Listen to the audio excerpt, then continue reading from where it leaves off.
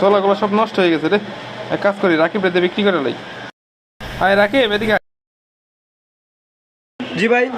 ছোলাগুলো তুই বিক্রি করে শেষ কর, আমি নামাজটা পড়ে আসি। ঠিক আছে ভাই।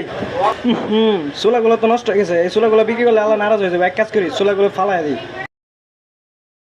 ভাই আমার 50 টাকা ছোলা দেন। না ভাই, ছোলা বিক্রি করা যাবে না, ছোলা আগে বিক্রি হয়ে গেছে। আচ্ছা ঠিক আছে ভাই।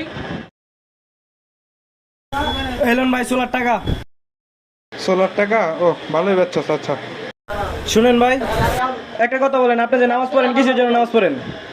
এটা আবার কেমন কথা? কে তুই জানোস না মানুষ নামাজ কেন পড়ে? আল্লাহকে খুশি করার জন্য।